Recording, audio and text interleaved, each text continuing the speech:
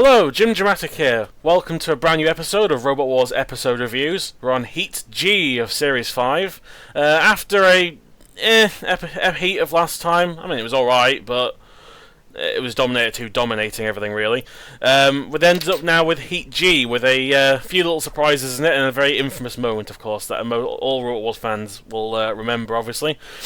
Joining me today is Anthony, 2 Penny Milk. Hello everyone. Nice. It's been a while since you've been on, isn't it? Really? It's been a long time. It's like 2,000 years, I think. I think the last one you were on was the very last episode of Extreme. So this is your first Series 5. Your first Series 5 episode. Yeah, it's been a while. Actually, and speaking of firsts, I seem to have a lot of new guests. I've had Nick now. I've had Mark Smith, and now I have another special guest for me. It is TaleOfTheToaster. Good to meet you all, gentlemen, and spread my wings away from the Robot Wars History podcast, where I have only thus far talked about Robot Wars on video, unless you count my really old Let's Plays of Robot Wars Metal Mayhem and Advanced Destruction, but that was 2012 time. My channel's all for Inazuma 11 anime football now. So, first time competing, yeah, we'll go with that, on a Robot Wars podcast outside of the NJG Woo channel, and looking forward to talking about some Heat H. Yeah, as you mentioned to me, you've had to painstakingly go through Series 5. Repeatedly, yes. You're drawing reference to my position running the Robot Wars wiki, where as soon as I gained access to the challenge footage for all of the episodes, I had to painstakingly recreate all of the battle screenshots in HD one by one, which meant watching the Fifth Wars for like the 5th time by that point. But of course Heat G was among them, so I'm pretty much familiar with every episode in the series and most series that are not in the first 3 or 4. Well, you definitely can't say you have no idea what's going on. You can't say that then, that's for sure. Yes, Heat G is really, to me, is most famous for its one infamous moment coming up in the second round of the Heat, but as per tradition... I thought you were going to say coming up in a second. I thought, no, not yet. No, let's wait. We'll have to wait for the robots first in the first round, of course. I'm getting too excited, too ahead of myself here. But, so as per tradition, we'll go for the robots, of course, and the Heat winner, one of the few times it consistently worked through at least 2 rounds in a row, which is very rare for this thing. Spawn Again, the 13th seeds. I mean, they, especially in Series 6, have a very infamous ability to not work half the time. Yep. Yeah, but this series, it worked two rounds in a row, which... Wow! That is incredible. I mean, get a medal for that. I mean, it broke down in the Heat final and didn't do well in the semi-finals, but at least it ran for round 1 and 2 consistently. It moved. I'll give it that. I'll give it that. It moved. It actually drove. Its weapon didn't break. It didn't break. It did definitely get one crowning achievement in the Heat, but we'll get to that. Yeah. I think what's important to mention is that Sean again! Hey up lads, it's Sean the snowboarder. No, Spawn Again has gotten a bit of the shaft.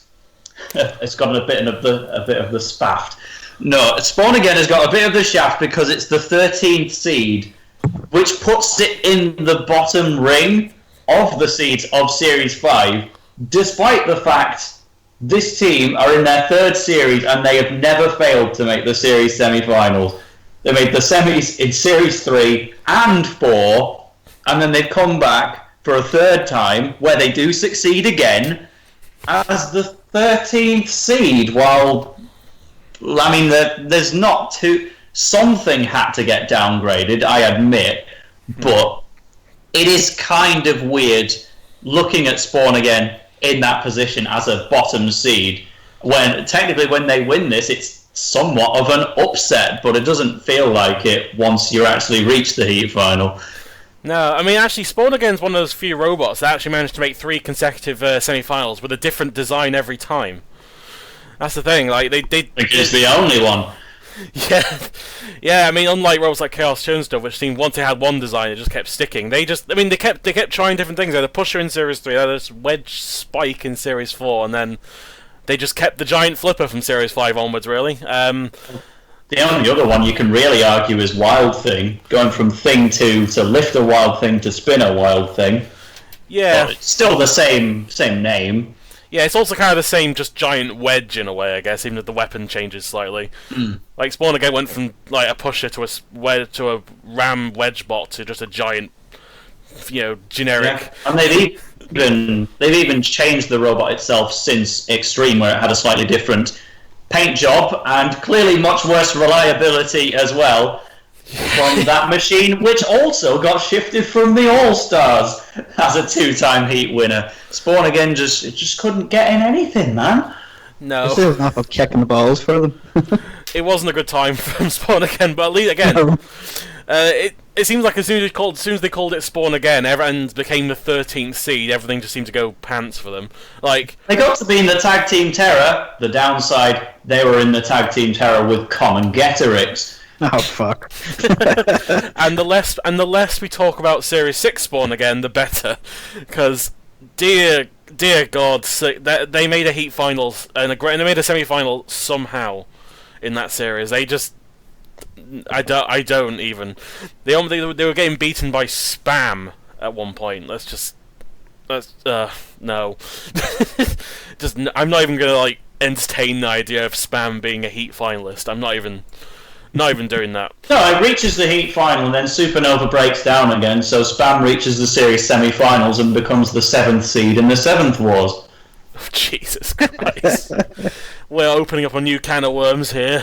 Dear God. I get it.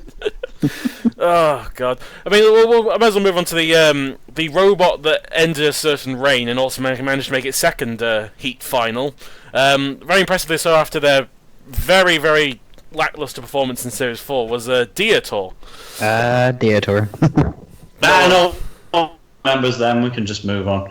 Yeah, I mean, everyone loves Diotor. Is there anything else you can say about Diotor? Oddly, that hasn't been said. It's just it's a fan favourite, it's full of fur, gets set on fire, the whole lot. But now actually with a somewhat competent wedge and flipping weapon, which we saw in Extreme, where it deservedly won the Tag Team Terror. When I say deservedly, it still should have lost the judge's decision to Suicidal Tendencies and Steel Avenger, but what I'm more meaning to say is it carried all the weight, and Pussycat did nothing for the entire tournament, neither did Megamorg.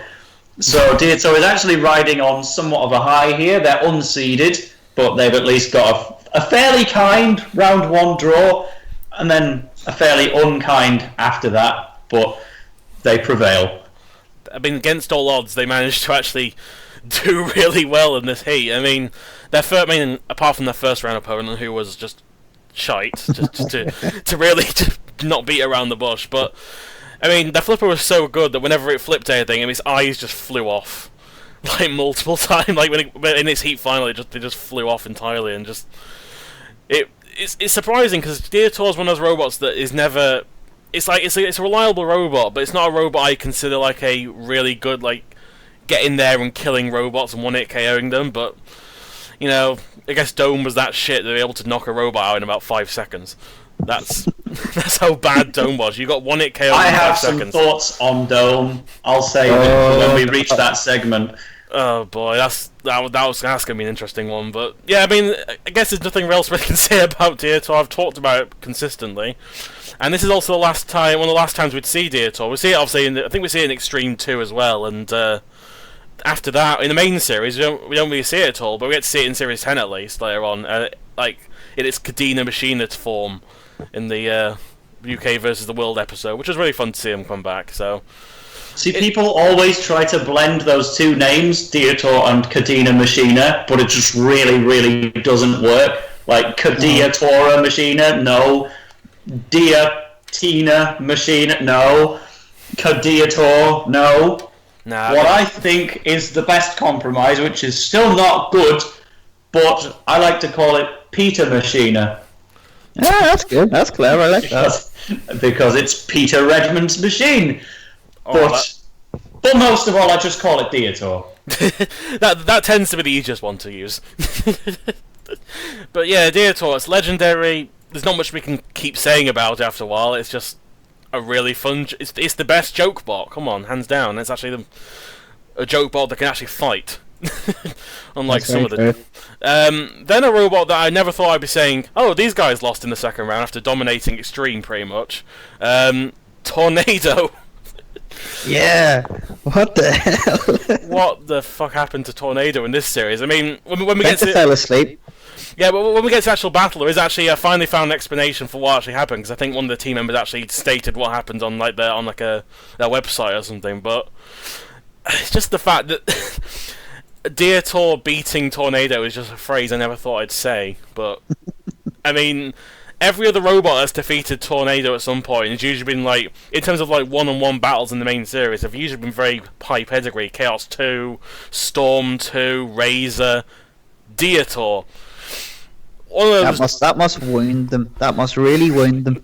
It just doesn't fit in with the best part is that you've literally named everyone to ever beat Tornado in a main competition. It's just those 4. Yeah, and Diotor is the massive odd one out of those. Like, it's not like a grand champion. It's not a series winner. It's not like a tournament winner. It's kind of like Carbide and Nuts. It's like, that moment where you're like, yeah, that robot beat you. You're like, don't, please. It's a dark moment I want to forget. It's that one blemish on their record they just never want to hear of again. Yeah, it actually is very equivalent to Nuts 2 beating Carbide. Like, again, a robot that's not the most competitive, but just, and then ends up decimating the opponent in one way or another. I mean, I think it's even more humiliating because Tornado got pitted as well. That's the thing. It's just... I mean, if you look at the driver's face, he's just like, I don't want to do the interview, I'm just so done. Please just let me walk away. I don't think with his crown on. Yeah, his Burger King crown. And they stole them too. Well, first, I don't think anyone, not even Craig Charles or the whole Diotor team, even really fully processed it in the interview. That's how much it was a surprise. But on the blemish thing, you can just imagine all the static memes. Tornado listing off its many title wins and honours. We have 36 combat wins, but you lost to Diotor. It's just the response they would always get, and it's entirely forgivable because Diotor is not that bad, and the circumstances of the loss itself is something I'll go into when we're talking about the battle. But if we're talking about Tornado generally, it's fantastic, one of the best robots ever built in the classic series. Not necessarily to everyone's tastes, but in terms of competency and skill, it is a box that rams and pushes and doesn't die usually. Usually. I mean, actually, strong emphasis. I mentioned it last episode, but I'm actually kind of glad in a way that Tornado went out so early, because of course. I mean, going from Extreme, where you see Tornado pretty much all in the second half, the fact they had to make they had to extend the challenge belt just so they could have more battles with it. And in Series 6 it makes it to the grand final, and in Series 7 it makes it to the grand final again. I'm just sick of seeing Tornado after a while, I guess. So, I guess one series where it isn't dominating everything, it felt good. It's very welcomed. I'm happy. I mean, I'm happy at least, but... I mean, regardless of what you think of Tornado as an entertaining machine, I'm sure most people can admit it appeared far too much in Extreme, because there's only about 4 episodes out of 15 where it doesn't appear, and that's including the Forces special, I think. There's some episodes where it would compete more than once in a single episode, and it was just too much. And going into Series 5, there was a lot of worry that it was going to get another 3 along the way as it reaches the grand final, but no, it gets shut up. Yeah, they certainly make up for it in Series 6 and 7 anyway, in terms of appearances, at least. But thankfully for Series 5, we don't have to see it anymore. So, I know it sounds harsh, but again, oversaturation is sometimes the problem with some robots, even no matter how good they are. Then the only robot that doesn't really fit into this robot's okay category, or at least decent category in the second round, of course, is the giant wooden tank Evolution. Oh god! how did this thing win its first battle? May I add? I do not know. I don't even see what it did. I mean, it has. I mean, its weapon is a rotating turret with like a blade on the end of it, and it's made of wood. The whole thing just seems like this is probably one of the most bullshit first round winners out of the lot. It's like, why? Why did this thing? You would think because it's made out of wood that as soon as something hit it, it would just completely die, but it didn't, and it was like, what world am I in right now? Very much the opposite. The crap wooden armor was the weapon, because the entire robot was an entanglement device, and succeeded in its one intention by entangling the robot, which they fully intended to win and have a second round place, but that wouldn't come for a solid 14 years or so. Oh my god. Looking at you, Sabretooth. Yeah. But Evolution, it's just... I always forget it exists, Evolution, because it's just... I didn't even knew it existed. He's like, oh yeah, I was thinking about the Heat before I watched it, and I thought to myself like, who is that? Who's the fourth second round robot? And it's Tornado, Diotornado, Spawn again. And I couldn't remember. Then I was like, then I remembered. Oh yeah, Spawn again completely owned Evolution. I was like, oh, it was that tank, right? That's what it was. I mean, you'd really think it would have been Gravedigger who was in this Heat, a robot with much pedigree. A high seed in Series 4 and a Series 3 Heat winner with a brand new powerful axe, which looks fairly competent going into Series 5. That would have been perfectly at home in the second round, instead of feeding it to the highest seed in the Heat, that being the 12th seed Tornado. That really upset me. I don't get why they did that. I don't either. It's a massive disappointment. I would have loved to see Tornado beat the shit out of that tank. That would have been so much entertainment. Watching all the wood fly. That would be. Isn't this the first time Tornado's got the saw the saw for the first time, or the disc? I think. In terms of the main series. In terms of the main series, yes.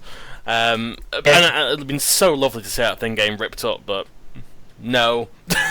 Well, more importantly, I just want to have a chance to rate Gravedigger, because I can tell it's a machine with good potential, but we just never got more than that one fight where it was against a future champion and understandably got beaten. But Gravedigger is one of the only round 1 losers in Series 5 to not be inherently a bad machine.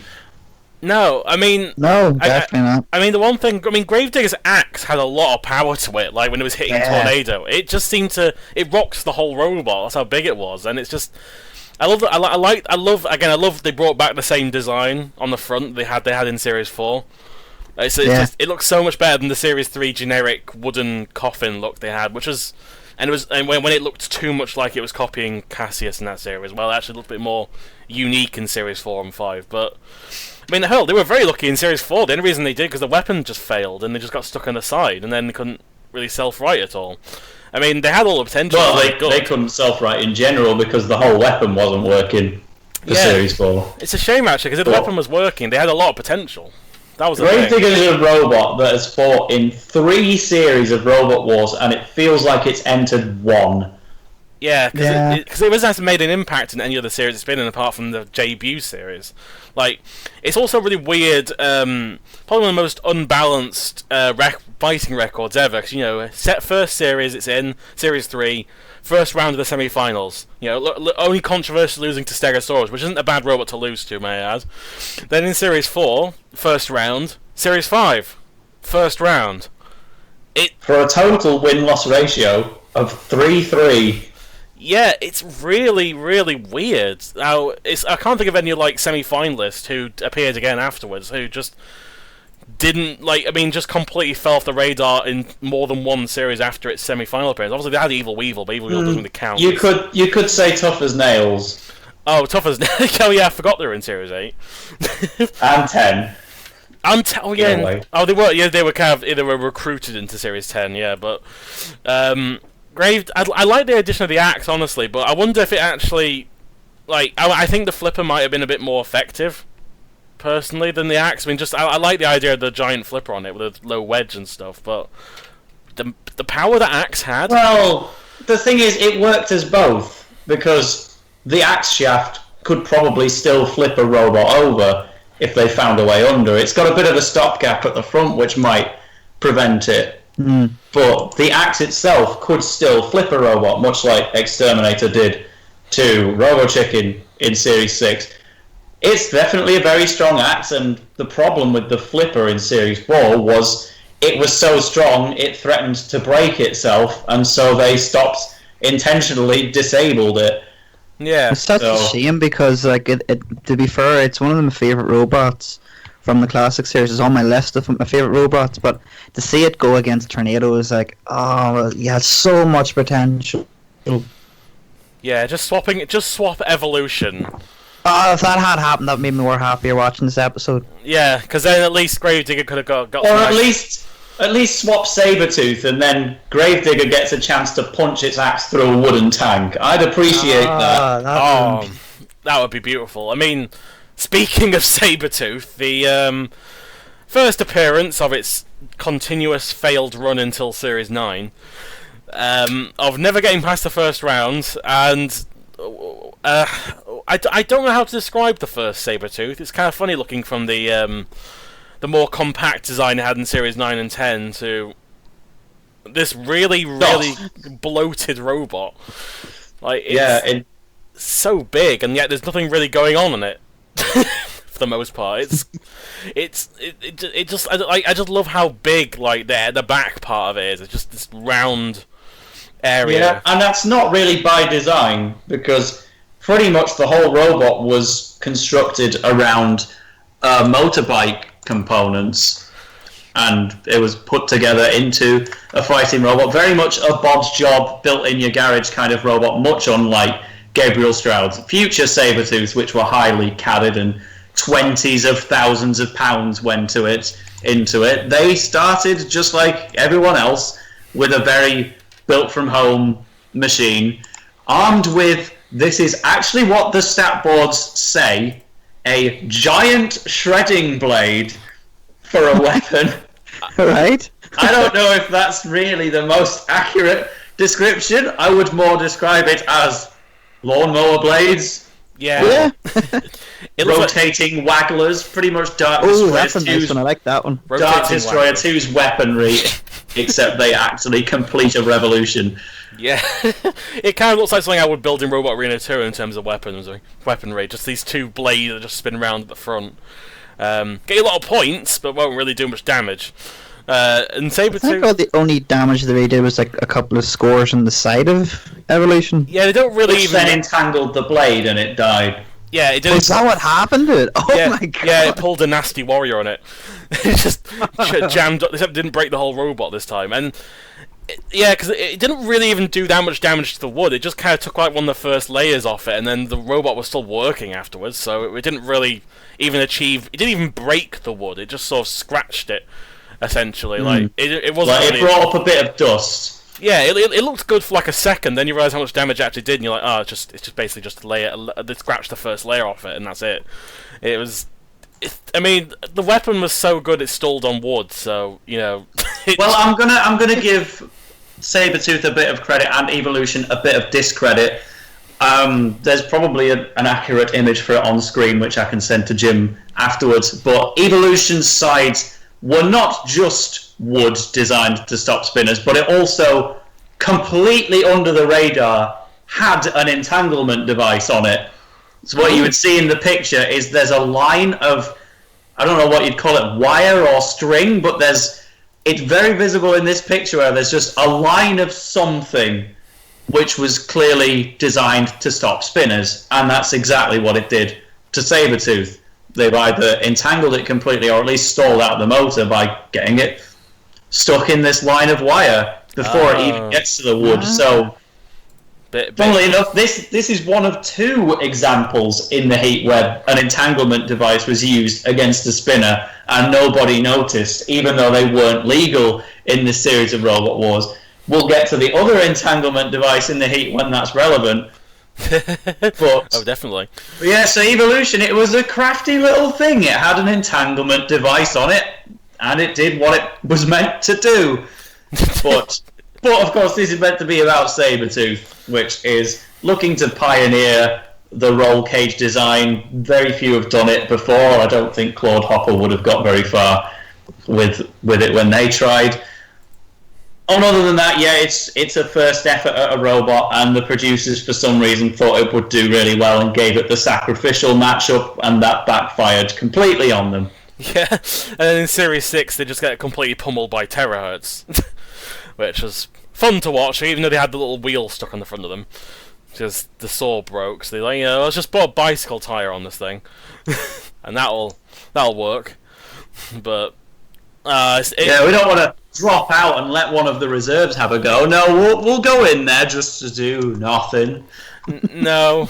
It's a fact they were too dangerous to even be allowed into Series 7, which is not something you hear for Sabretooth very often, but because their weapon was I think it was like 9,000 RPM or something. Oh god. Mm-hmm. Yeah, and apparently they couldn't they couldn't make it, they couldn't slow it down or something, so they had to withdraw.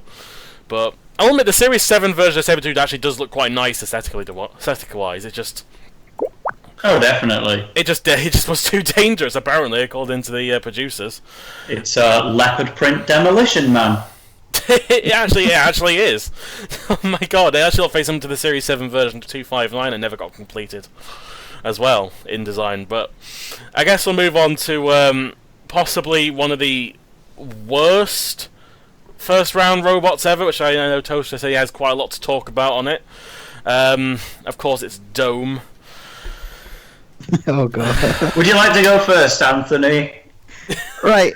So, for me, looking at this, I was like, right, what does it do?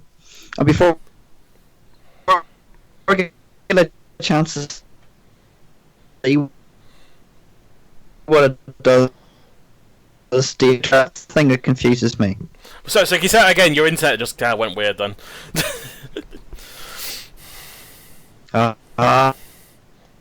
I don't know. I've no.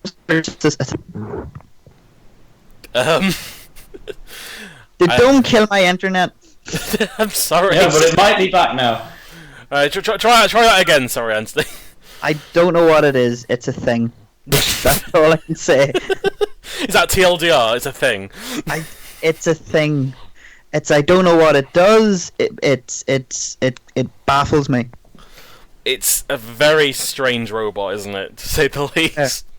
Does it have a weapon?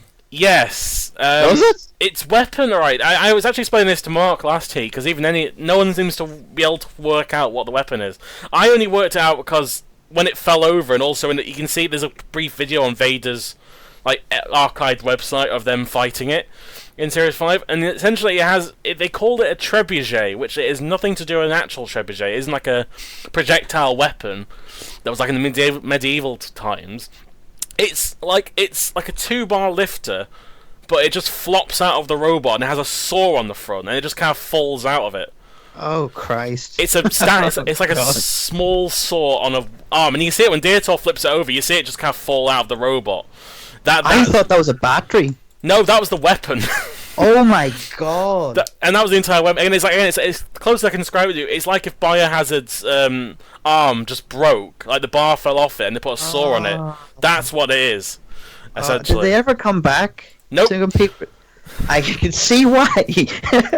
Also, fun fact: they failed to qualify for the middleweight tournament of Series 3 with a robot called Samurai. And considering the standard of the middleweights in Series 3, that says a lot. That says a lot.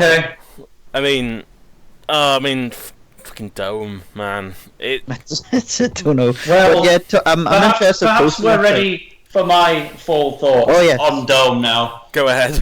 Because this has been somewhat built up.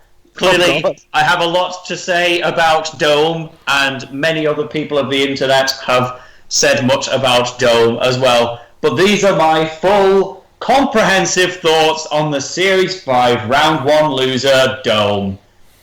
It's not that bad. Oh, right, I was expecting a bit more.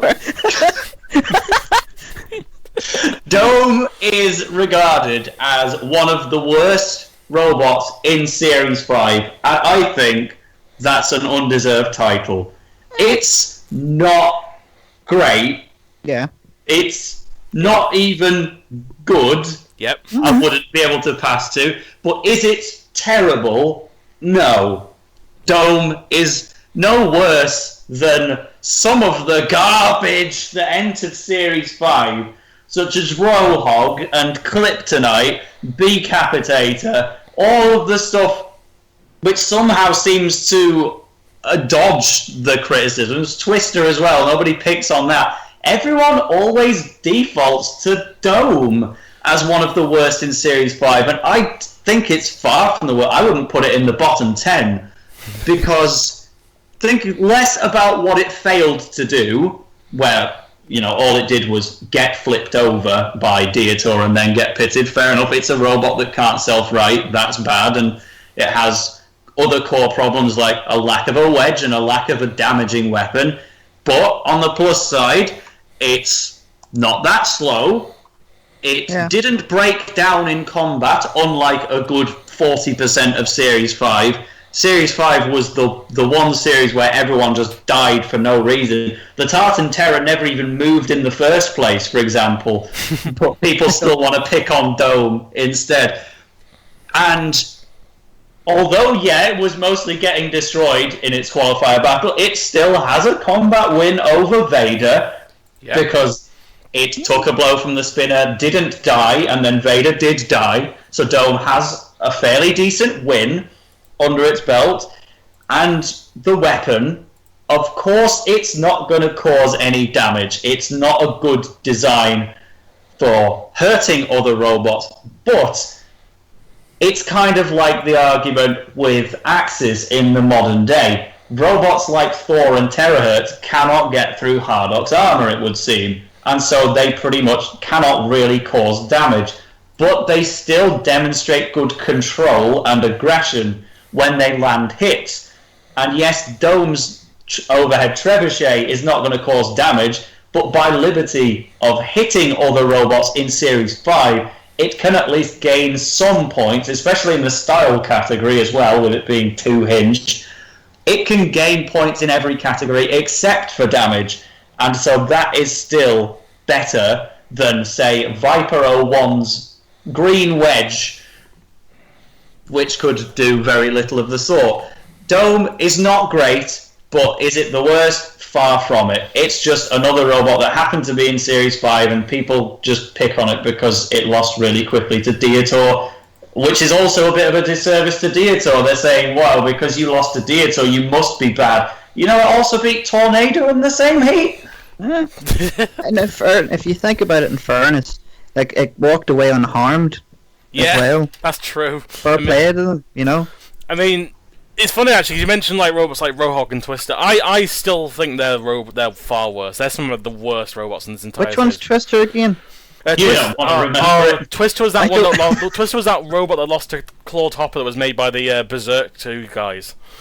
I have to have a look at that. It's such a mess of a robot, and I can't wait to get to that heat, because fucking hell, that's my least favorite robot of that series. It must be really bad if you hate it. Oh, I hate it. It's like if you put Dome against various round 1 losers from Series 5, I'll say, would Dome beat Gazundabot in a fight? I would say yes. Would it beat Twister in a fight? I would say yes. Would it beat Accident in a fight? Probably, if that breaks down.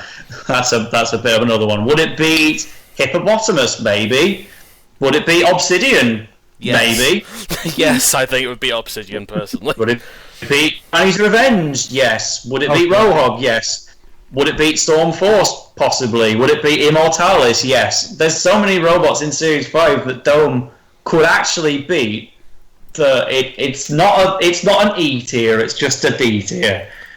Fair enough. Well, officially now, this is official. It's not the worst robot of Series 5. There we go. We have learned that. Fair do you see it, Toasty? Because for a second there, I thought you were going to give it absolute hell. I can at least see where you're coming from, honestly. I mean, yeah. If it had to be in my top 10, if someone forced me to put in the top 10, it'd definitely be like a 10, probably, because it's competent in some ways, but then this series. If it never came back, though, it would have been interesting to see what they would have done if they could have done something with it. They could have made like a spin. No, I think that's designers. I don't think you can really refine it unless you build a proper vulture-style spinner on the end of the trebuchet or something. It would have been nice to see them come back because It's Whiplash! It's It's just actually Dome. Dome is perfect as it is. Let's just you can't improve Dome. Come on. I mean, they got unlucky against Diotor, but they would have won the whole series if they hadn't been taken out so quickly. Obviously, because that's why Diotor was so afraid of them. Because that spinner, that's very true, would do a lot of damage. Yeah, they would have been the one to push Tornado into the pit. Oh Christ! Oh, exactly. Yeah, that would definitely have happened. Spawn again, they just break down like they always do. No one survives. They go on to fight Razor. I think it's a bit too tall to fit in the Crusher. So as long as they target the wings with their trebuchet, and then at least they're the only one doing attacks, then all you gotta do is beat S3, Firestorm 3, and Bigger Brother to become the champion. Yeah, I guess we covered Dome then. I didn't think I'd talk this much about Dome, but okay, this is good. And then the final robot of the first round, which the robot actually I've forgotten was in Series 5 because I remember it more for its Series 6 appearance, was Hydra. Ah, fantastic robot. Before it had the axe, it just had the pneumatic lifter on it, and this version definitely. I'm glad the Series 6 version was an improvement because the Series 5 version, I think the flipper was wasn't really out of the robot very much. Like it didn't look like it was going to flip much. Like it couldn't even get underneath anywhere close to Spawn Again at all at any point. While Spawn Again could always get underneath it. There were several problems with that lifter on Hydra. It was good for self-righting, but not for lifting. It also needs to lift things, and it had the double whammy problem of the lifter itself having very little purchase. It's just got this tiny yellow lip sticking out of the front in comparison to the rest of the lifter, which is so steep. It makes me think that robots would just fall off of the lifter while it was lifting them because it has so little to keep hold of the other robots. But that's only one of the two problems, because also the front wedge that it's sitting on is visibly off the ground. Yeah. It's not that low down, so they've got a lifter with no purchase on top of a wedge that's off the ground. Overall, it's just a streamer.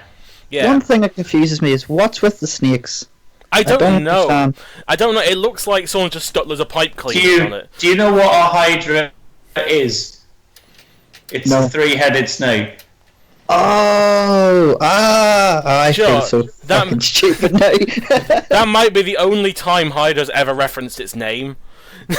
Right. You know, I didn't even. I was the one to make the correction there, but it still just occurred to me in that moment. Oh, that's what those springs were. I didn't know there were snakes actually until because we had to combine. Like I could tell. Why would a robot called Hydra have snakes on it? Yeah, that makes sense. But I didn't see them as snakes. I thought they were just bed springs. I thought they were pipe coils. I thought they were pipe cleaners. So much I knew what they were. I didn't know. They look so haphazardly put on. Like they're just at the last moment. Oh, I'll just stick stuff on it. Anthony's totally right, though. They are meant to be snakes, aren't they? Yeah, no, they are. They're toy snakes stuck to the top of it because there's a close-up shot in one of in the battle. And I was like, snakes? What? I was like, right. Yeah, see, every time they ever reference their name, because in Series 6 and 7 they don't have any other decoration on them. And thankfully in Series 6 and 7 they got rid of that the lip that Toaster was talking about, where it doesn't really, you can't get much it's above the ground. Thankfully the rest of the time the flipper is more prominent. So and also the axe in Series 6 and 7. That flipper was really their primary weapon, so the axe never really was too prominent, but I actually really like. Still won them the axe attack. Oh no, they didn't. They lost. I always forget that Hydra lost that fight because it shouldn't have. No, I mean I actually like Hydra in Series 6 and 7. They were just very unlucky that in Series 7 particularly they had gravity. Oh god. God, that's the worst robot they could have had, and they just. I mean, I think Hydra might be one of the few robots in the series that's broken the arena wall without actually damaging it themselves. Like, intentionally, they just got flipped into it and Cherub says hello. Yeah, Cherub, and also Smash. Crackers says hello. Yeah. I would have loved to see them come back for Series 8. I would have actually. I mean, I think they could have. It's had the potential to be a good design. I think maybe if they just got rid of the axe and focused. There's a problem with that because Hydra was sold in between 7 and 8. I know exactly which team owns it because they called themselves Team Hydra afterwards, and that team did apply for Series 8, but they did so with a fairly well-known Axebot Titan. Oh, okay. Get picked, but those are the guys that own Hydra to this day. I would imagine they still do. They also own the Series 4 version of Wheelie Big Cheese. Oh, cool. Wow. So they've got a bit of a back catalogue, and Hydra is among them. So that's exactly why we never saw it again. I'm happy to know it still exists, because that's the one thing I hate is teams destroying the robots. So it's nice to know it still exists. I love people like Rex Garrett who keep all their robots like in pristine condition or something. Like, yeah. I mean, except Recyclops. Recyclops is now a cover for a water pump, but apart from that... Was it? Yeah, all the electronics and stuff, I think some of it got put into Cassius, some of it wasn't reusable, and the actual shell with the eye on it is now the cover for his water pump in his garden. But Cassius 2 and 3, Cassius and all 3 versions of Cassius do exist, so... Even that third one that looks a bit like Chaos 2, that version's still around as well, so... Yeah, he has kept them all, and there's some weird robots that still exist. Like, apparently I found out both versions of Aurak still exist. Which just meant, like, why is that still around? Well, for me, I didn't even know, like 4 minutes down the road from me is Weldor. Oh, really? Yeah. That's amazing. Go knock on the door, ask them, hey, did you try to enter Series 8, 9 or 10? Hey, why weren't you in Series 7? Please ask them that, by the way. Why wasn't Weldor 3 in Series 7? In fairness, Weldor 1 still exists. Like, I've seen pictures of it. Really? Oh, wow. Yeah, and I'm hopefully meeting up with them soon, so, yeah. I'd say keep an eye out in the two penny or Team Penny page, and you might see some pictures of it come up.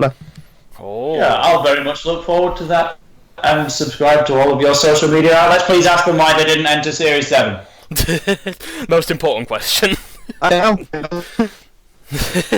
Okay, but I guess we'll move on to the... since we've talked about all the robots, I guess we'll talk about round 1 then. I guess in terms of the dome fight, yeah, Diotor flipped them over. Oi! It's Tornado versus Gravedigger, yeah? You can wait for me to do Dome Analysis Part 2. I was getting the Dome one out of the way because it's like the most boring fight of the lot. Well, it's so boring that they aired the whole fight in Series 10. Yes, it was that good. Mute that one. They had to do that. Yeah, I want to get out of the way because it's probably the one that's the most straightforward. Literally Diotor flipping them over. That's it.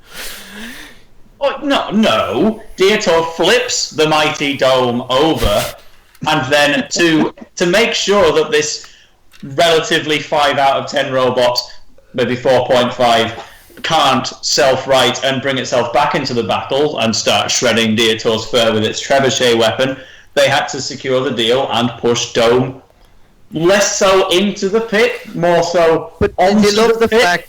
Did you love the fact that Bash is just waiting there going, I want to burn them. I want to burn them now. No, but you're winning. I don't care. I want to burn them. It's like an obsession with that. He has to burn Diotor. No, Bash really does. Just sitting there going, there's Diotor. Hello. Please leave me alone. They always put him in every fight with Diotor and Nemesis. Yeah, just because leave me alone. You had to, didn't you? But this is, I mean, it took him a while to even get, it took him till the heat final to even get burnt, so I'll give him credit. Theory first. Well, this was still Sergeant Bash's main heat of Series 5, because when you're watching the World Series in Series 10, obviously it makes sense that all of the Diotor clips were from Series 5 Heat G, because that was the episode it was in. But then when you see the Bash historical footage in the following episode, you raise an eyebrow slightly when all of the Sergeant Bash clips are once again from Series 5 Heat G, but mostly because A, it gets to fight Diotor, it gets to set Diotor on fire, and also it gets a bit of a moment in a future match, which we'll get to in a moment. Of course. I have a theory about that. I think Bash was in the flame pit on Series 10. It was like, hello, Diotor. I'm like, oh god, it's you. Bang. Oh, that's great. I wish that was real now. You know, could you imagine Diotor's looking down going, what's that on the flame pit? Hello? Oh Christ, it's you. Bang. Anthony, does this I expected to get set on fire, but not by you. I'm back, you bollocks. Actually, does all this confirm that a flame pit in Series 2 of Ant by Anarchy? Or... Yeah, well, we're in the middle of working on it. We're in the middle, because we do have Diotor, so we're working on a flame pit. Oh, nice. I'd love to see Diotor on fire. Oh, that would make it also more realistic. Let's just say I've made 2. I'm making a second version of Diotor, so if it does go up on fire, we have a backup one. That's good, because good forward planning. Oh, I do want to burn Diotor, like, at some point. Please disable your smoke alarm. We'll be fine. I know the feeling of a smoke alarm going off in the middle of a podcast. That's genuinely something that happened in Series 2 Notable Robots on NJG Robot Wars History podcast. So I wouldn't like your smoke alarm to go off in Anarchy either. A real flame pit sounds like a dreadful idea, but I'm gonna have to trust you on it because you know better than I guess. I'm sure everything will be forward planned, but I guess since to not trigger Toaster anymore, we will talk about Tornado and Gravedigger. Obviously, the the fight where at one point at least we got to see what the axe could sort of do, like the amount of power it had. I mean, it didn't do really anything particular damage to Tornado too much, but it showed the force of it. I thought you didn't want to trigger me. I seem to just want to trigger you. You're your first time on the show, and you're already. I'm triggering you. You're destroying him. You're destroying him. Toast. Let's talk about Tornado Gravedigger. Immediately triggered because I hate this fight. Why do we have to talk about Tornado versus Gravedigger? It's such a waste of a good robot. Rawr. Yes, it was. I mean, a few axe blows, and then Tornado did its signature run them into a wall technique, and then Gravedigger died. Like, it must have hit the link with the force of it. It had to, like. Yeah, because Gravedigger's actually really light. It's only about it's just under 90 kilograms, which is. Oh Jesus! Yeah, I mean, in fairness, Spawn Again is 79 kilograms. For some reason, those two are really underweight, like particularly Spawn Again. But these guys could have added an extra 10 kilograms. Even with the giant axe and stuff, it's still relatively light. I'm not saying that would have made the link any better, but it just feels weird that that's probably why I got pushed around so easily, even more so than some of the robots, because it just had too many flat sides for Tornado to just get right in and push them. And the link just fell out, I guess, because that's the only real explanation I can think of. I can't think of what else happened. They don't really cause any external damage, but the axe's blows that do land on Tornado still visibly shake it and bring both from the ground. So they're good hits. Just a pity about the way it didn't take a drive chain out or something. Like, that would have been perfect for them. Yeah, I mean, admittedly, maybe Tornado doesn't get the chance to lose to Diotor. It's lost to Gravedigger instead. I think I'm willing to sacrifice Gravedigger to let that moment still happen, but Gravedigger still could have been elsewhere.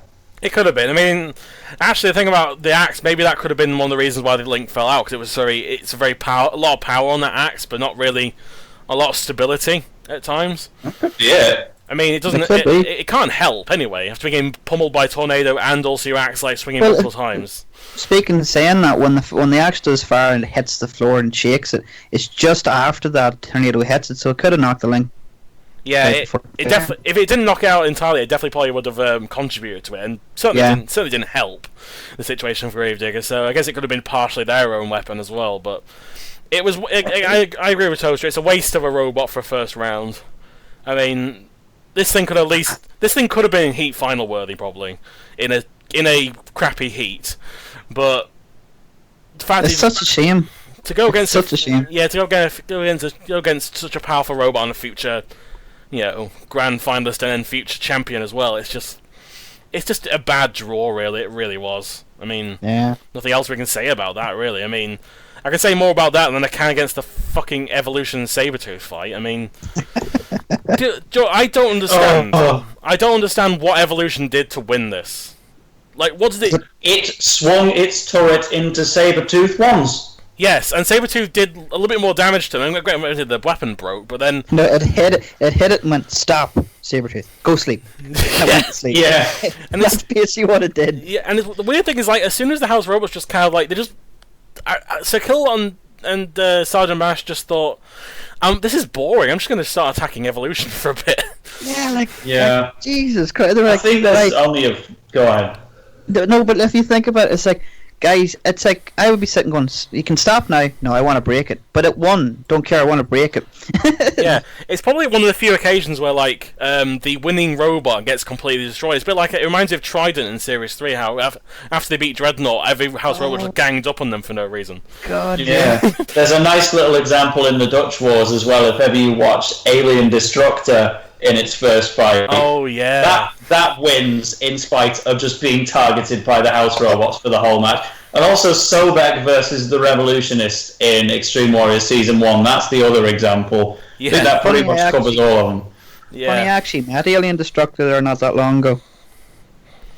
Was that sorry? You did what with Alien Destructor? I met the team not that long ago. I think. Oh, nice. Did they try to enter Series 8, 9, or 10? No. This is what you should be asking them. They're actually still competing with the featherweight, so they are. All right. It's if you go to the Dutch robot games, you'll see them fight there. It was. All right, that's pretty cool. All right. It's actually got the same speed controller that was in Alien Destructor. It's in the featherweight.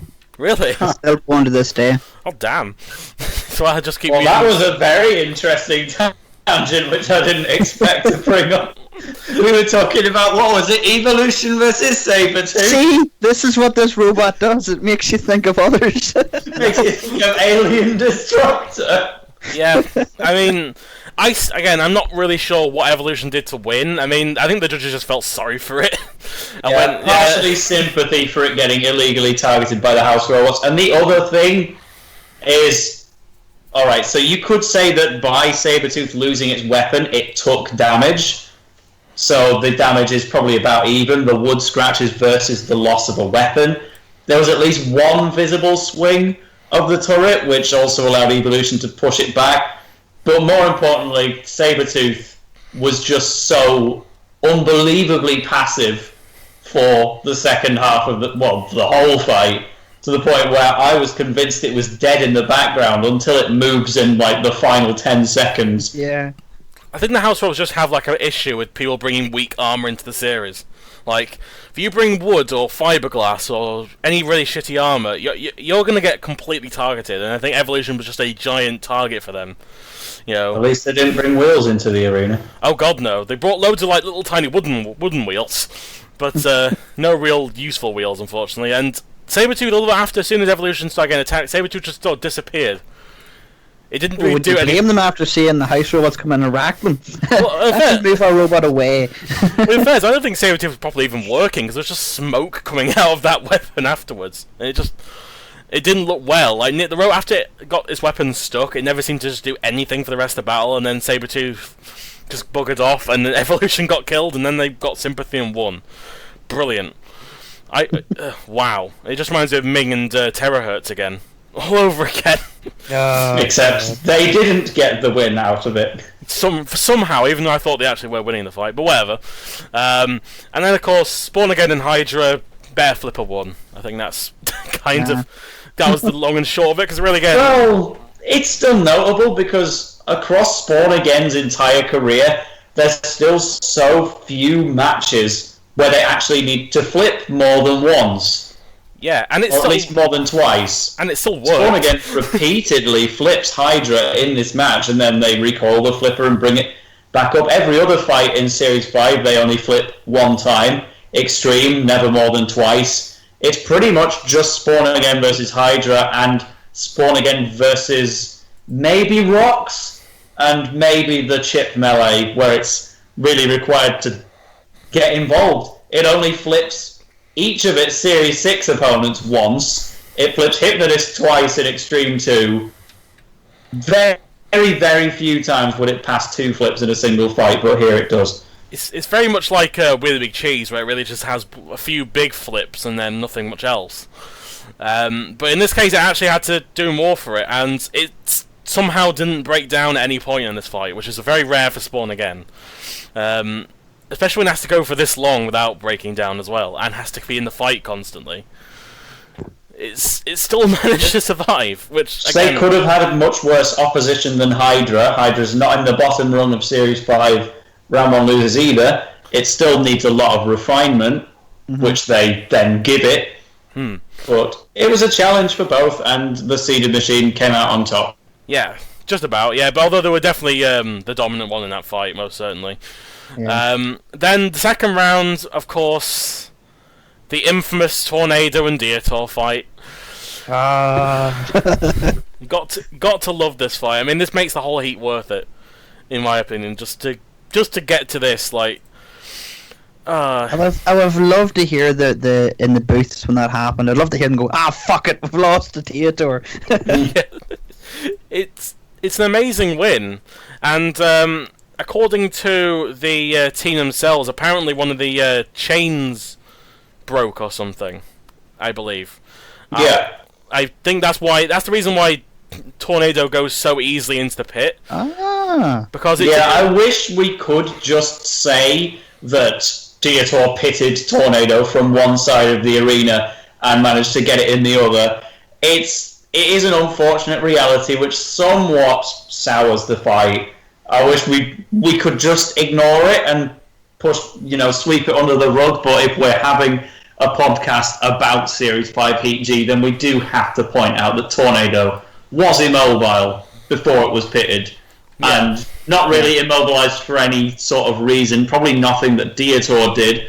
Diotor did, however, intentionally put slits in their fur, which Peter Redmond confirmed after his Series 10 episode aired. They intentionally made cuts in the fur so that Tornado would absorb it with its drum, which worked, and it did stop the drum. So this was the second time in this one heat where a robot illegally used an entanglement device and got away with it. And the thing is, though, right, even though Diotor did push Tornado in when they were essentially dead, it was actually a lot harder for Tornado than it should have been in this fight, because it wasn't like they were constantly being pushed around all the time. And I mean, they got some good shoves in, but Diotor is like that weird shape where it has the wedge and the lifter sort of acted like a claw in a way and just pinned Tornado in. So if Tornado tried to push forwards, if it got enough ground clearance off, Diotor had more pushing power than it. And it's just funny to watch this robot that's known for being like one of the most powerful pushers of all time, along with like Storm 2, sort of its successor in a way, end up just being sometimes outpushed by the two-wheeled Diotor, and I would say that Tornado was winning the fight up until the point where it broke down, but it was struggling more than it usually would, and it may have been Diotor's resistance which led to it breaking down. But aside from the death of the weapon, we can never really know what killed Tornado. But the editing was good because it disguised the breakdown. It just showed it in a way that looked like a natural pitting, and so as long as you're not super nerds like us who analyse everything, the average viewer would just see it as Diotor pushing Tornado into the pit, and that's how it should be presented. Yeah. It was still, no matter how the circumstances, though, it's just fun to see Diotor get probably its most crowning achievement ever in the series, pretty much. Yeah. Like, it seemed like everything was building up to this, like, from its joke in Series 1, all the way until Series 5, when it finally gets a chance to actually beat a former semi-finalist and future grand champion. It's just fun. I don't know why. Again, I don't care if it was cause Tornado wasn't at its fullest capacity when they were getting pushed in, but I still enjoy it for let's just celebrate the fact it happened. I think is yeah. Above all, Diotor won a fight that Tornado lost, and that's funny. Yes, it is. It really and it made it all good to see their faces. It's like we lost to them. Why? It made up entirely for Series 4, where they had so much bad luck in Series 4, and then after all that, they get killed in like 5 seconds. So it was nice to see them actually get a break, because this is actually the first series where Diotor didn't have any like customs or problems or any problems with the motors or any like have to disassemble it and reassemble it and losing weapons. This is the only series where Diotor actually was consistently working throughout this, even all extreme and stuff as well. So it's nice they finally caught a break in this series anyway. Who didn't catch a break, on the other hand, was the wooden tank, who got flipped very, very gracefully out of the arena by Spawn again. It's such a great flip as well, how it just topples over the wall. Yeah. And genuinely one of the nicest Utas of all time. I I adored the whole fight because the whole fight was just the Uta. Yeah. It was 21 seconds long. Spawn again flips Evolution over and then flips it out, and it looks magnificent. It's probably my, I guess, second favourite Spawn again fight. Yeah. What's your... cool. It's definitely not my favourite out of the arena. My favourite out of the arena still will be Thermidor 2 against Behemoth in the Mayhem qualifier. Oh, Yeah, well, my tastes are weird because aside from Big Nipper versus Crackers and Smash being number 1, then it's just followed by Judge Shred 3 versus Corkscrew 2. So don't ask me. I just really liked that Uta, and I couldn't tell you why. It just folds over the wall beautifully, and it came out of nowhere. But nevertheless, yeah, this is probably, when I say it's my second favourite Spawn Again fight, that also means it's my favourite Spawn Again win, because my actual favourite Spawn Again fight would be the Heat final against Raging Nightmare. Love that one.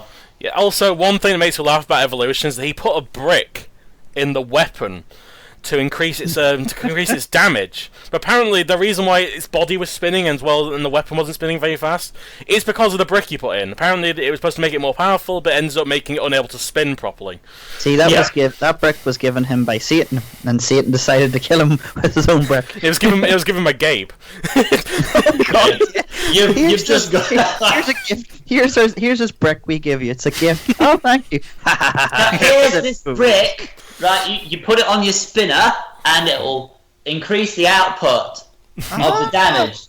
Oh, I see. I'll... So much, you're so kind. You silly fool. You've just got to think these things through. You've got to test them, really. Like, I've got a sit and spin featherweight of my own, and there's been a lot of trial and error testing to do, because I want it to have as much range as possible, and also as much whack as possible, but I don't want if the chains are too heavy, I don't want them to just drag along the ground and not gain any spinning purchase because they're too heavy and too big to come off the floor.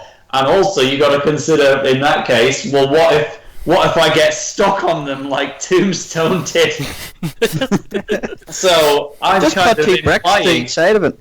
I'm employing the evolution tactic here. I've just ordered some padlocks that I can attach to the end of the chain so that it's got a bit more whack when it's spinning. But it's got to be tested because A, it might make the chains so heavy that they don't even come off the floor when the robot's moving, and B, I might just drive over a padlock and get stuck. So I will be testing that. Evolution should have tested the brick to see whether the robot could cope with it. It couldn't, but at least it made the robot slightly heavier for Spawn Again to throw out of the arena. It reminds me, it's for some reason. Remove the brick and it's just Wheelie Big Cheese versus Axel. Spawn Again launches it into the air. It just reminds me of like Father Ted. I love my brick, and then it gets fired out. Back it fed up with the brick. I really want to watch the Eurovision episode of Father Ted again. Yes. I've been watching all of the Eurovision Song Contest from the 90s, where Ireland wins it 4 times. And now that I've been through it, I need to revisit that episode of Father Ted and go all my lovely horse once again. Well, actually, tell you, one time what Ireland didn't win was the Heat final. See, I brought it back. I brought it back there. And actually, this is the first time that Spawn Again breaks down. Sort of. What makes me laugh is they only had like one clean flip, and thankfully that was the only flip they needed, because if they hadn't flipped over Diotor in that first go, the flipper was just stuck open. Yeah, and I love the fact that they had a gentleman's agreement whereby Diotor would be flipped over and then pushed into the pit by Spawn Again. But Spawn Again sort of broke down halfway between it gotten so close to getting towards the pit, and then the house was incepted and set on fire. And Spawn Again couldn't really do anything after that. Of course, the one time Spawn Again has to be reliable, and it just starts to break down. The Spawn Again curse appears again. Yeah, like it's a bit of a questionable one where they are reversing Diotor towards the pit and then just get slower and slower and suddenly stop and fail to complete the pitting. So you think, oh my god, Spawn Again's broken down again. Then it has a bit of a weird reprise at the end where it actually does start moving around the arena again slightly. It still had that lapse, but just about they kind of revive themselves. Of course, that's before the semi-finals where they break down against Razor by driving into the pit release button. But it's kind of a breakdown, just halfway there. Yeah. It's kind of a shame, because again, if that flip had failed at the beginning, Diotor actually could have had a go at Spawn again, which is kind of funny to think. That it was just because, again, also it wasn't a cleanest flip in a way. It wasn't like, really high up in the air, but it was just enough to get Diotor over, and then its eyes just fell off. Died. It's like it exploded. Yeah, Diotor seems, when its flipper works, it just seems to explode, as opposed to really, like, there's that one time in the Celebrity Special where before the fight happens, everything just flies off, like the pan and the glasses and stuff that was supposed to be on it before the fight even started. It just flew off because Diotor prematurely flipped its weapon, which sounds like an innuendo now I think about it, but it's it was probably one of the most self-explanatory Heat finals though, probably in Series 5. Just there wasn't much really Diotor could do after being flipped over. It's never. I mean, it took him until Series 10 to have any kind of invertible version of Diotor, anyway. Oh yeah, now I remember what was notable about Evolution versus Sabretooth. They put it in World Series Episode 2 because Sergeant Bash gets to crush through Evolution. Oh, right, alright, relevancy. I didn't know that. That's all. That was it. Don't worry, lads, I took the brick out this time. And here's a useless fact for today. This is the only Heat of Series 5 where Shunt did not make an appearance. Well, that's the end of the podcast. It's good, I don't like Shunt. He killed me, the bollocks. Me and him have words. But, yeah, I guess if there's anything else really said, that was Heat G of Series 5, I guess. So, I'll admit, compared to the last Heat, I definitely enjoyed this one a lot more. Because, there were some blemishes, again. There was Sabretooth and Evolution fight, which was a bit pants, and seeing Gravedigger go out so early was kind of sad, but at least when it came to like a lot of the robots, they weren't too bad for the most part. Like against, Hydra wasn't too bad. Dome's not the worst thing ever. Gravedigger still looked pretty cool, and I said Hydra have a future appearance, and the only really bad robots was Sabretooth and Evolution, but they thankfully one got yeeted out of the arena, so that's always nice to see. Overall, I'd probably give it. I might give it I don't know, either 6 or a 7. I'm not too sure, really. I mean, it was decent, but I don't think it's like the best Heat ever, but it's at least solid, I guess. It's not the worst thing ever. I mean, what would you guys give it out of 10? I'd give it a 7. 7? Yeah. Yeah, I think a 7 out of 10 sounds about right, but I'm also kind of one of Series 5's biggest critics. I think the round 1 escapes criticism too much, so even though this is a 7 out of 10, I do still think it's in the top 5 or 6 episodes of the whole series. Yeah, I can agree with that. It's one of the better ones. It's not S3's Heat, it's not Really Big Cheese's Heat, and it's not semi-final 1 or the grand final, but I would say it's probably in 5th. That's probably a good position for it, honestly. It's definitely one of the more standout Heats of the series. I remember this one a lot more, again, probably because of the Diotor and Tornado thing, but I still do remember a lot of the random shit in this episode as well. And I love the Uta, I love the fact that Tornado beats Diotor, and Diotor makes a Heat final, but the Heat final itself is an anticlimax. There's some really shoddy first round fights, wasted Gravedigger, and it in general suffers from the same problem that Series 5 always has of not interviewing the first round losers and spending too much time on house robot statistics and having a head-to-head format in general when Melee's was so much better. But it's kind of, the rating kind of depends on whether we're rating it by Series 5 standards or by Robot Wars overall, because it goes up or down either way. Its problem is that it uses the Series 5 episode format. That's its main problem, but that applies to everything in Series 5 except for randomly Heat H, where they changed the format for one episode. Yeah, and speaking of Heat H, that is the next episode of this on my review series, and do tradition of going through the robots of each. Of course, the Heat winner was Really Big Cheese. That one can have a 9 out of 10. The robot with the infamous big flip in this heat, and is definitely again sort of like Spawn again in some ways, in the sense that it does usually only do one or two big flips, but they tend to be the knockout flips most of the time. But hasn't changed aesthetically too much between Series 4 and 5, but it's a little bit more controlled, I guess. I mean, it was very kind of hit or miss in Series 4 when it came to driving. The Series 5 one's a little bit more consistent, but it still has that problem of maneuverability.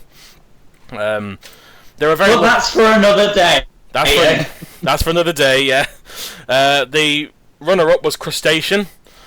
The first time I get to see these robots, this robot, and I like the creativity of the claws. Yeah, that is fun. It's a great idea. I love it, and also it was kind of a shame seeing come back in Series 9 and not really improve into anything, and then get completely hit within like 10 seconds and just die. Yeah, that was a shame. It was a shame, but I can at least say it's definitely one of the more creative robots, and also one of the few robots that appeared in both the Dutch series and the English series as well. That's also for another day. Well, I like to do a little preview just quickly of all the robots. That's a style, I guess. Axor infamously flipped 10,000 feet into the air, and is the only iron ore robot not called iron ore for some reason. Not particularly sure why, but in general has one of the worst names in the history of the show. Yeah, Axor's not that it great. already had an axe. Yeah. What it added was the flipper. So flip ore it should be called, really. Except it shouldn't, because that sounds crap, but Axor also sounds crap because it's completely lost the pun of iron ore in the first place. It's just a dreadful, dreadful name, and they should be ashamed of it. At least they went back to Iron Ore in the next series, at least. That was something. Yeah, but then it becomes Iron Ore 2, and it's kind of the third one. Yeah. So the whole thing's a mess, and then they go up to 6. Yeah, they didn't really number everything right, did they, there? Following on from 2.1. Yeah, 2.1. That was their fourth robot. No, their third robot's called 2, and then 2.1. It is so confusing. Mind blown. It's like New Super Mario Brothers. Yeah. The third one's called New Super Mario Brothers 2. Like, oh. And then we have Behemoth, who, again, once again, can't catch a break. Losing in the Heat final last series, and then the series before that getting taken out by a Spike, and then this, in the future, being taken out by a mini-bot and getting stuck in forward drive. This series, they get grabbed by Crustacean and thrown in the pit.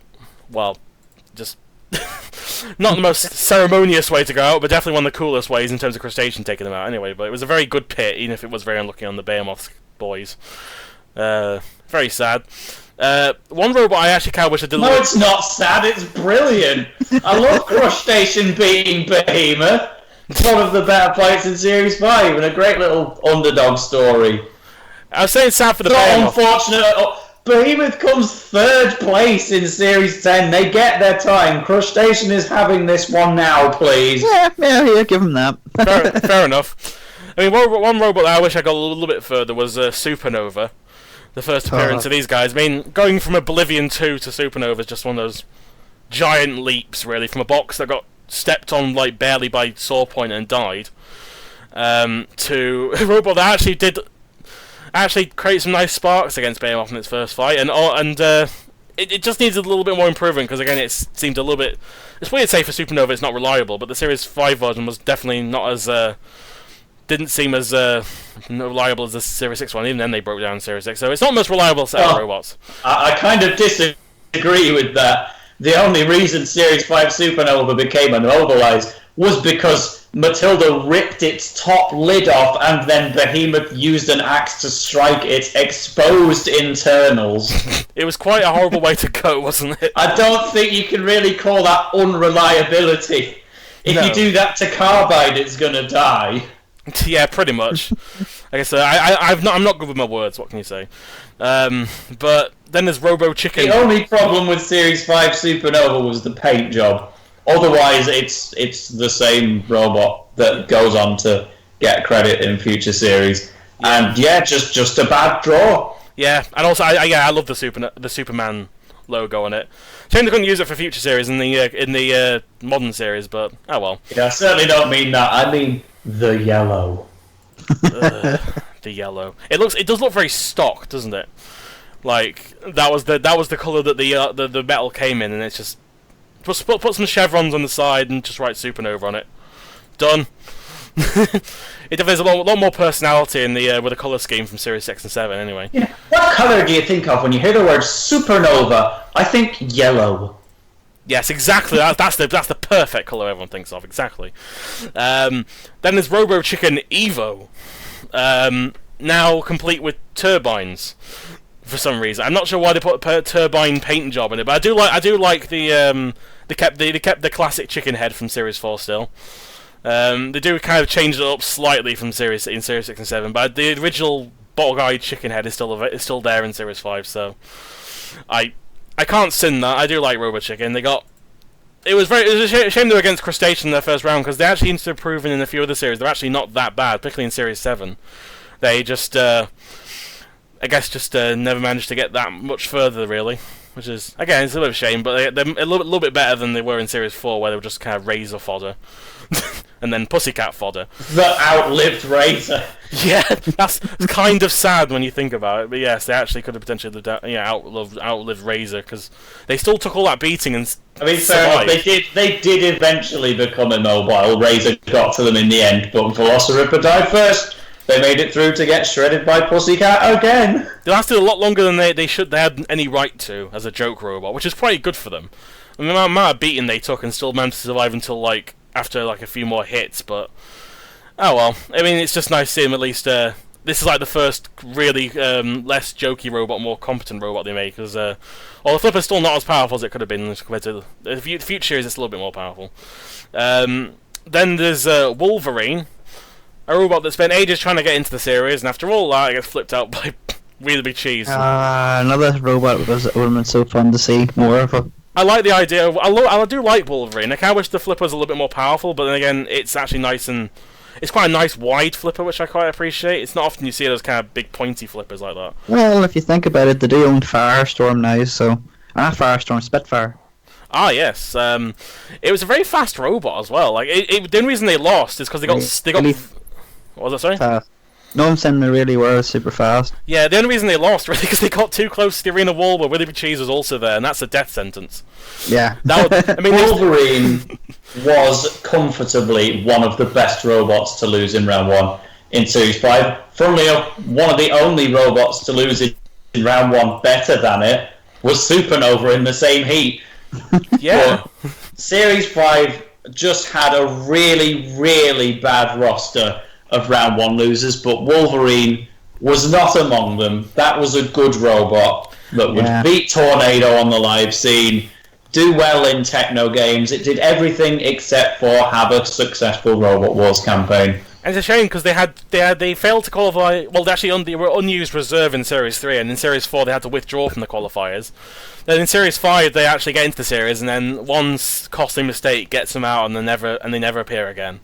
And of course, I would not trade Wheelie Big Cheese's performance in Series 5 for a better Wolverine run, because Wheelie Big Cheese's heat win was the best of the series, as in, of the heats. Yeah, I would have swapped out Wolverine with another robot then. Can we put Hippopotamus in? Please? I'd just love to have seen that thing go flying, and all the plastic just go falling off it and stuff. That would be... If in alternate reality, if I can see that, I would be very happy. Hippopotamus stays in the arena and Wheelie Big Cheese breaks down. Oh, no, Christ. God damn it. Hippopotamus versus Axor. And then finally, probably a robot I would probably consider the least like a robot ever, but it's just one of the stupidest robots ever, is Granny's Revenge. Oh, yeah. Like, it's like, if I just look at every robot ever existed, it's probably the least like a robot. Because it's just a motorized wheelchair with a dummy on it, and made by the Purple Predator guys, because that came out of nowhere. They have a niche for making odd robots, at least. The feeling when Team Purple Predator entered 3 series of Robot Wars. Yeah, Granny's Revenge. I mean, it's probably one of the dumbest robots, if not the dumbest robot ever put into the series, but I don't care because I just like the fact they got away with it. They got them in the series, and oddly enough, they also tried to qualify with Purple Predator, failed to qualify with Purple Predator, but managed to qualify with this thing, which is hilarious.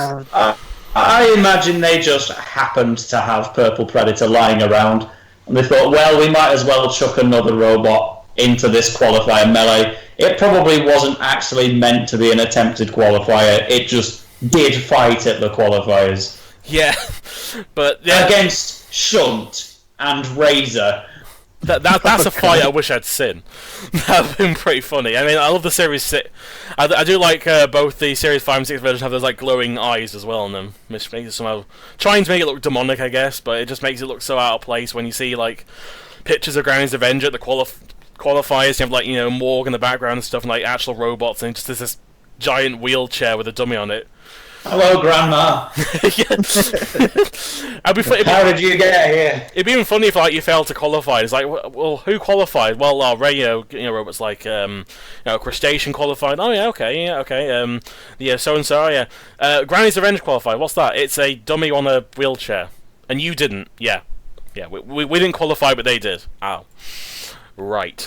It just sounds like I find that funny to me, but I do like Granny's Revenge. It's dumb, stupid, weird, pointless, everything that's dumb about Robot Wars, but we love it. Yeah, we love it. And then watching it almost get flipped out the arena by Barbarous in Series 6 was also very fun. And watching it disintegrate in this series, whilst on fire, whilst Refbot was also in the pit. Probably one of the surreal images I've ever seen in Robot Wars, but what are you going to do? But yes, that will be Heat H, that was Heat G, and yeah, so I want to thank my guests once again. Thank you, Anthony, and thank you, Toast, for joining me for your first time. It was very good, actually. Around to nice everyone, actually. And I look forward to watching Diotor versus Tornado, the rematch in Antway Anarchy. Oh. This is going to be awesome. I trust the Series 2 is going to be really, really good. Yeah, I've seen some of the builds, and my god, it's an improvement in a good way, a massive improvement. I'm looking forward to it. Oh yeah. No, it's not, because Tale of the Toaster is not in Battle of the YouTubers, so it sucks. There's always a second episode in the future, potentially. You never know. That's true. Yes, there's plenty of room for the YouTubers as well. Don't worry. But yes, I'm Jimjamatic signing off. I'm Two Penny Milk signing off. And Tartar putting up with Tale of the Toaster. Putting up with you. I think we enjoyed your company. No, it was good. I really enjoyed it. Yeah, it was a fun one. So see you later, folks. Bye.